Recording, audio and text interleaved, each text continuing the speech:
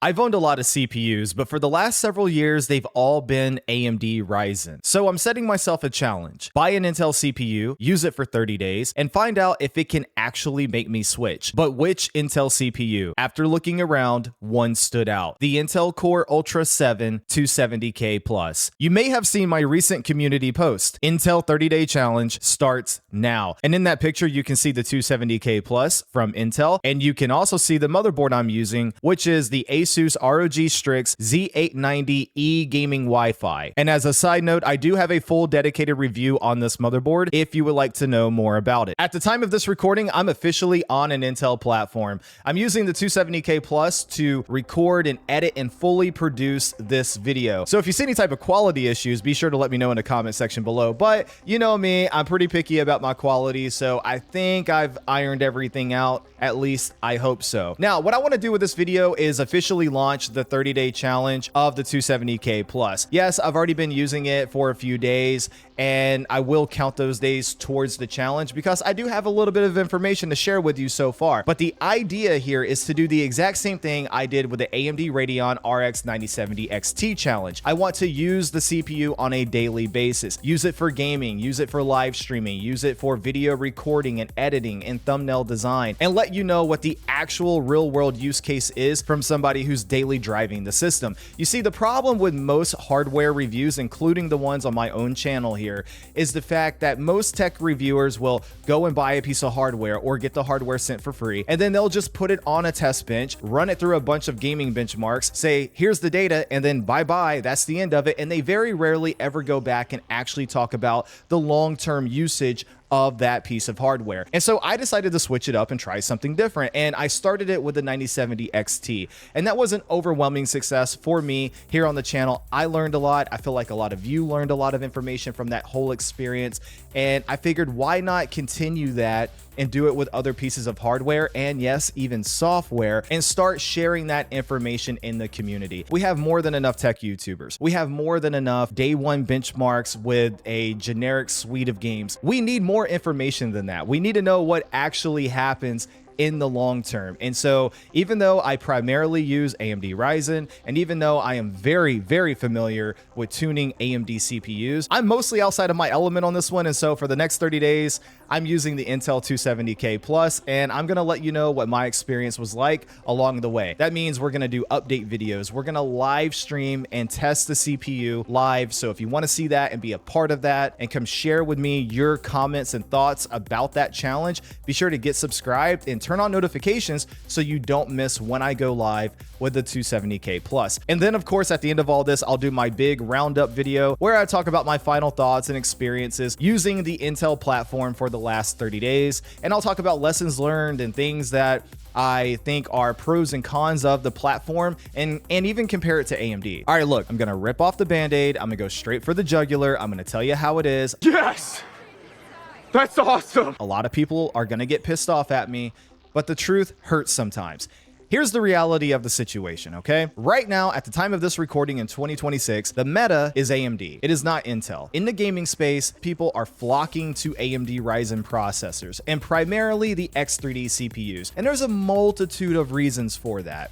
But one of the biggest reasons is because whenever you look at the most popular benchmarks out there from the biggest YouTubers out there, all the benchmark data shows the X3D processors at the top of the gaming benchmarks. And so the average gamer sees that, thinks to themselves, 9800 X3D is the best, 9850 X3D is the best, or whatever. I'm gonna go buy that. And then on top of that, what you have to keep in mind is that the average gamer is not some hardcore tech enthusiast. They don't know about 1% lows or 0.1% lows. Frankly, most of them still forget to change their monitor's refresh rate and have no idea that their RAM kits are not running the XMP profiles. And so that's what you have to keep in mind whenever you're talking about the average consumer, the average gamer. And I'm not trying to insult people, but it is the reality of the situation. Now, with that being said, the 270K Plus is actually very exciting because it got a lot of positive reviews, even from some of the industry's biggest critics. It's a 24-core processor coming in at $299 US MSRP. And most recently for Amazon Prime Day, you could actually get it for as low as about $260 in that ballpark. That's a pretty good deal, all things considering, and it's nowhere near as expensive as something like the 285K, for example. So that's very encouraging. One thing I've already learned from switching over to Intel is that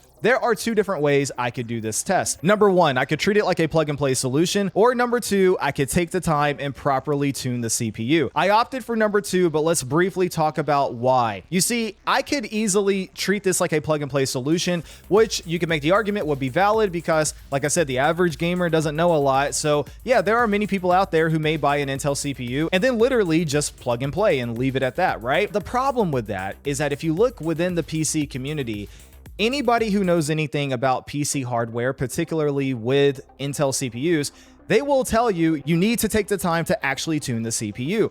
Now, I'm going to be honest with you, I don't really like that answer because it's a lot more work and a lot more effort on my part, but I did it because I want my video series to actually offer value and be considered legitimate within the community. So I spent the better part of about 3 to 4 days actually tuning and testing the CPU. However, you do need to know that every CPU will be a little bit different. There's going to be variances within the CPUs that also makes it a challenge. So unfortunately, there is no shortcut here. You have to really, do your due diligence and actually invest the time. And I did do that. I reached out to Taekwondo, Danny Z Reviews, and Silicon Steak. I worked with those guys and I said, hey, I'm switching to Intel for 30 days. I'm doing the challenge. You guys know I primarily work on AMD stuff.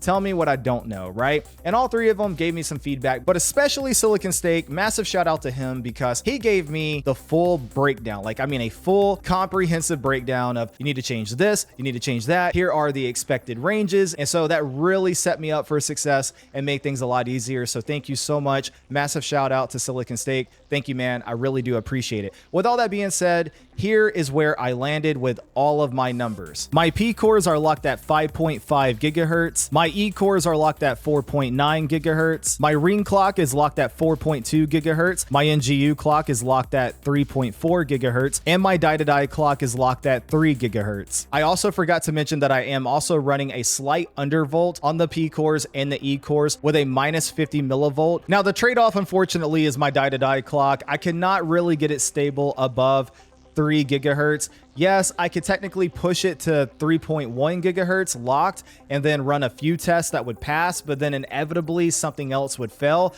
Only at 3 gigahertz on the die-to-die clock and then all the other speeds that I just showed you, only those numbers would work across my entire system with everything I tested. And that includes a Cinebench test, multi-core and single core. And that includes a test with OCCT. That also includes testing multiple different games, including Call of Duty, which we'll talk more about here in just a second. And in terms of RAM speed, I was also still able to run DDR5 8400 in Gear 2. I was able to borrow a kit from a friend of mine because obviously those kits are way too expensive now. I got lucky. He happened to buy this kit many months ago, way before the whole RAM crisis. So he definitely hooked me up for this 30-day test, and I'm very appreciative of that. And yes, for the RAM, I did test it with Karhu for a couple of hours, and I didn't run into any errors or anything like that. And I know some people are going to say you should have tested it for 24 hours, blah, blah, blah, etc. Look, guys, everything I need the system for is totally stable at this point. Now, to be fair, with that being said, the timings of this particular RAM kit are definitely not great, and I'm not going to pretend like they are. But overall, at the end of the day, at least I tried, right? At least I took some time and tried to tune the system and tried to make it better. At least I'm not running default stock out of the box settings or whatever. So I hope you can appreciate that. And with all that in mind, I've been able to run Destiny 2 totally fine, no problems. I've even been able to run Call of Duty Black Ops 7 totally fine with no problems. My buddy and friend of the channel, Taekwondo, recently made a video talking about his problems with his 14900K and Call of Duty Black Ops 7. And it does seem to be some type of BIOS security issue that Asus is unfortunately just not updating so far. But what I do want to let people know is that while I haven't been able to test that part because I don't have a 14900K or anything like that, I can confirm that with the 270K Plus and the Z890E gaming Wi-Fi motherboard, Call of Duty Black Ops 7 for me works totally fine, no problems. I've also been able to go back and play some older games. Like, for example, I literally just started replaying Batman Arkham Asylum, and this time I amped it up by actually modding it. So I've even added in mods with 4K textures and 4K cutscenes and all of that stuff. And even though PC gamers are used to, you know, implementing mods and changing things around, if there was any type of instability in my system, adding in a mod, particularly 4K assets to a really old game like Batman Arkham Asylum, would be the perfect opportunity for the system to crash or cause an error or something of that nature. But nothing happened. Everything's running totally fine. And so I've been able to enjoy a really old game like Batman Arkham Asylum with updated 4K textures. And honestly, it's been a great experience. I also briefly mentioned Destiny 2 earlier. Last weekend, my friends and I played a few hours of Destiny 2, and that ran great as well with no problems. Yeah, so far, there's just really no issues that I've had in my very limited experience with the 270K Plus. With that being said, I do want to finalize a couple of things here in the video. Number one thing that stood out to me that's already very different is that I've noticed that with AMD systems, at least with Asus boards anyway, Asus motherboards that is, whenever you get the new BIOS, it's literally just a file. You click the renamer button, it renames the file, and you use that one file to update your BIOS. Whereas with Intel, there's an entire zip package. You don't need to unzip it or anything like that. It's just a zip package and you upload that zip file to the BIOS, and what it's doing is it's actually updating the BIOS and the ME file at the same time. And this is important because if your ME file is not in sync with your BIOS update, again, at least on Asus motherboards, it can cause issues. And